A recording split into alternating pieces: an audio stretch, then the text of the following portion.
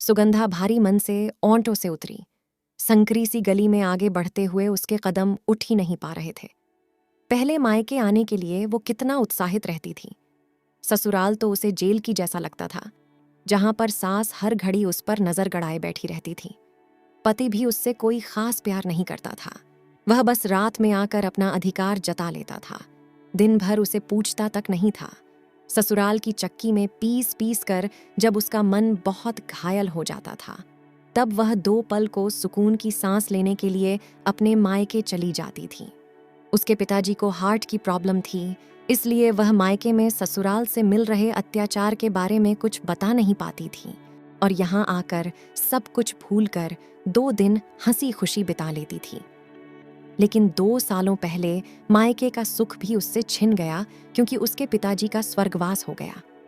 पिताजी के गुजरने के बाद मायके में उसे परायापन सा महसूस होने लगा, क्योंकि उसकी माँ हमेशा से ही अपने बेटे को ही ज्यादा प्यार करती थी और अब ये सब देखने वाला कोई नहीं था। इसलिए सुगंधा की माँ का व्यवहार अब खुलकर सामने आ रहा था। सुगंधा जब मायके आती थी तो उसकी माँ उस पर ज्यादा ध्यान नहीं देती थी। हमेशा अपने बेटे से ही प्यार दुलार से बात करती रहती थी। अपनी बहू के सामने बेटी को नीचा दिखाने की कोशिश करती रहती थी।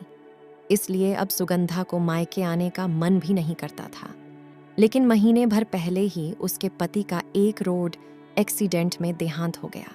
वह शराब पीकर गाड़ी चला रहा था और उसकी बाइक एक पेड़ से जाकर टकरा गई। इस पर भी उसकी सास ने सुगंधा को ही कोसना शुरू कर दिया कि तू ही मेरे बेटे को खो गई, तेरे कारण ही मेरे घर का चिराग बुझ गया, अब मैं तुझे इस घर में रहने नहीं दूंगी। शुरुआत में तो सुगंधा अपने बेटे के साथ वहीं पर डटी रही, क्योंकि उसे लगता था कि इस घर में रहना मेरा अधिकार है, मेरे बच्चे का अधिकार है।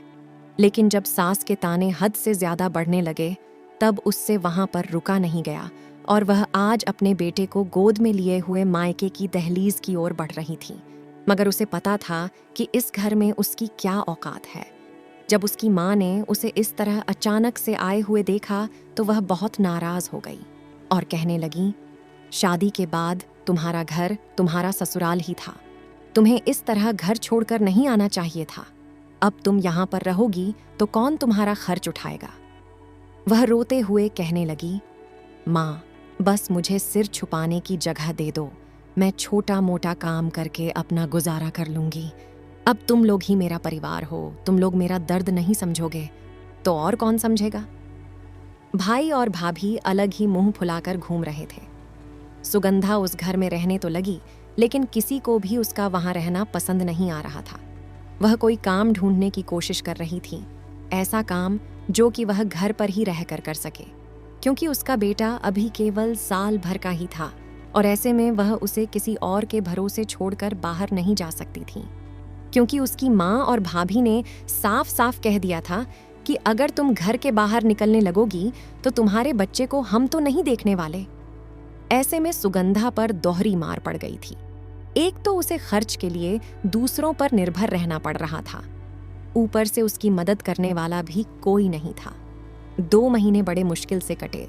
फिर एक दिन उसकी माँ कहने लगी, देखो सुगंधा, तुम्हें यहाँ रहते हुए बहुत दिन हो गए हैं, अब तुम अपना इंतजाम कहीं और कर लो। तुम्हारे भैया भाभी मेरे बुढ़ापे का सहारा है, वह लोग तुम्हारे यहाँ रहने से खुश नहीं हैं। अगर वह लोग मुझसे नाराज हो गए तब मैं क्या करूंगी।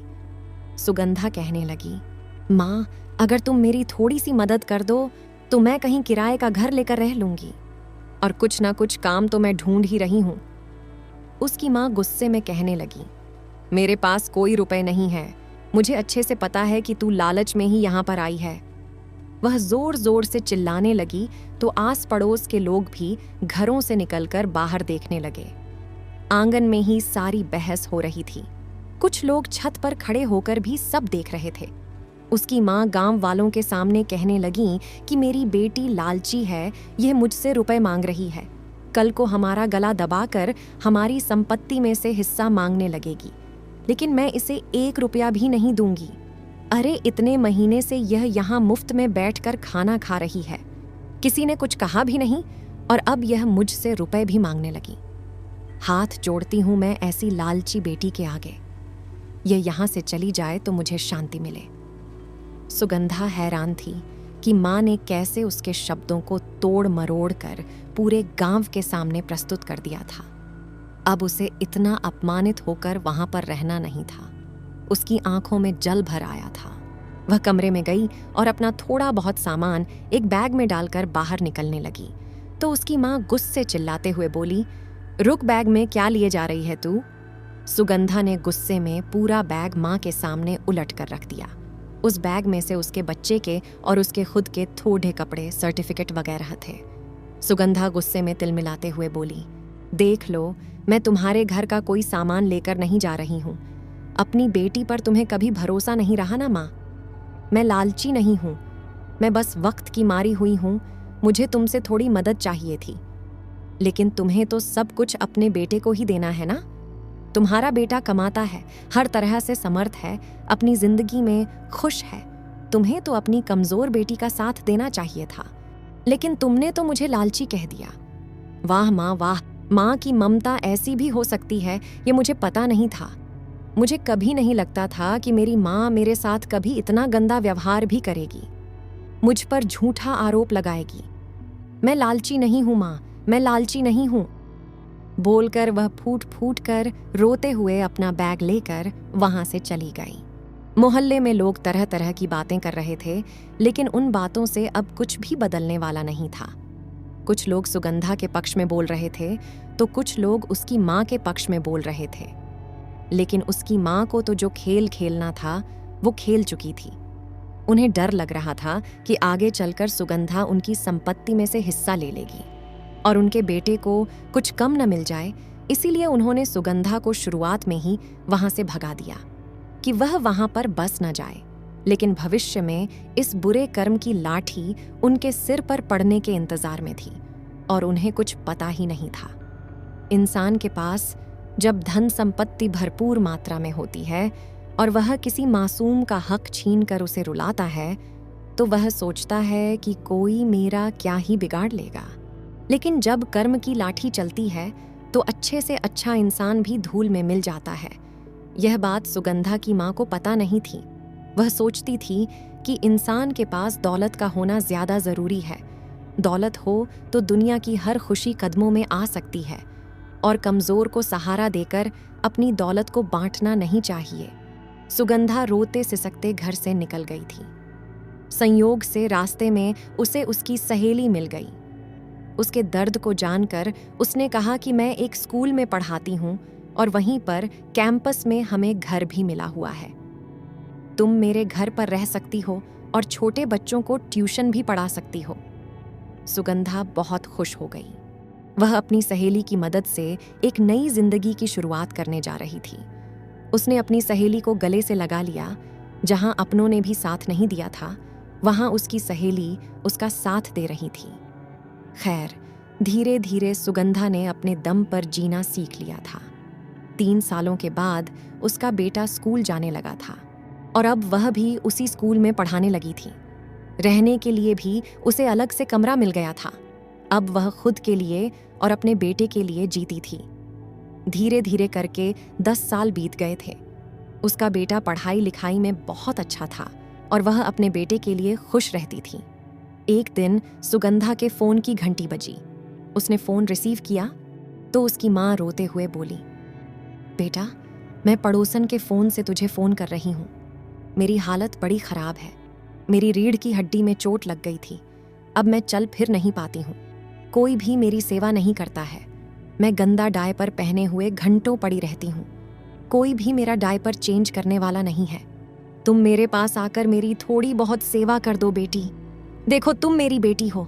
मैंने तुम्हें पाल पोस कर बड़ा किया है, तो तुम्हें मेरी सेवा करनी ही होगी। पता नहीं मैं कितने दिनों की मेहमान हूं। अब आकर मुझे देख लो। तुम मेरी सेवा करोगी तो मैं तुम्हें कुछ न कुछ तो दे ही दूंगी। सुगंधा माँ की बात सुनकर स्तब्ध रह गई थी और उसका मन कड़वाहट से भर उठा था। जब उसकी माँ स्वस्थ थी तो अकड़ में आकर उन्होंने पूरे गांव के सामने कह दिया था कि मेरी बेटी लालची है, इसे मैं 1 रुपया भी नहीं दूंगी। और आज जब वो बिस्तर पकड़ चुकी थी, तब बेटी को सेवा करने की दुहाई दे रही थी। फिर बेटी ने बीती सारी बातों को याद किया, गहरी सांस भरी और कहने लगी कि एक बार दूध का जला छाछ भी फूंक फूंक कर पीता है तो बस मेरी हालत भी अब कुछ वैसी ही है। अब मुझे आप पर भरोसा नहीं है। कितनी अजीब बात है ना, आपने मुझे लालची कहा था और आज आप खुद मुझे लालच देकर अपनी सेवा करवाना चाहती हैं। तो आज मैं साबित कर दूंगी कि मैं लालची नहीं हूँ। मुझे न आपकी सेवा करनी है और न ही आपसे कुछ चाहिए। माना कि आपने मुझे पाल पोस कर बड़ा किया, लेकिन उसके बाद जब मेरा बुरा समय आया तब आपने मुझे दर दर भटकने के लिए छोड़ दिया। क्या वयस्क बच्चों को जरूरत पड़ने पर माता पिता सहारा नहीं दे सकते? आप जिसे संपत्ति दोगी ना, उसी से अपना डायपर चेंज करवा लो, अपनी सेवा करवा लो। मैं अब इन सब में कोई मदद नहीं कर सकती। इतना कहकर उसने भरे हुए मन से फोन काट दिया। हालांकि माँ को ऐसा जवाब देकर उसे अच्छा तो नहीं लग रहा था, लेकिन उसकी माँ ने भी तो भेदभाव की हद पार करके उसे लालची कहकर घर से अपमानित करके भगा दिया था, ताकि बेटी को संपत्ति ना देना पड़े और समाज वाले उन्हें स्वार्थी माँ न कहे। इसके लिए उन्होंने बेटी को ही बदनाम कर दिया। आज जब बेटा उन्हें पूछ नहीं रहा था, तब जाकर उन्हें बेटी की याद आई थी। लेकिन अब सुगंधा ने भी अपने मन को कड़ा करके जीना सीख लिया था और उसने जैसे को तैसा व्यवहार देना भी सीख लिया था। अब सुगंधा की माँ बिस्तर पर पड़े पड़े बेटे बहू की गालियां खाकर गंदगी में ही पड़ी रहने को मजबूर थीं और वह रो रो कर अपनी जिंदगी के दिन काट रही थी। दोस्तों, आपको क्या लगता है, कोई माँ जो अपनी बेटी के साथ इतना भेदभाव करके उसे इतना अपमानित करे, उसे खून के आंसू रुलाए, बिना किसी गलती के तरह तरह के आरोप लगाए, क्या जरूरत पड़ने पर उसे ऐसी माँ की सेवा के लिए जाना चाहिए था? या सुगंधा ने जो फैसला लिया वो सही था? आप अपने विचार कमेंट करके जरूर बताइए और हमारी लिखी हुई और नई कहानियों के लिए सेंटिमेंटल सागास चैनल को सब्सक्राइब जरूर कर लीजिएगा। धन्यवाद।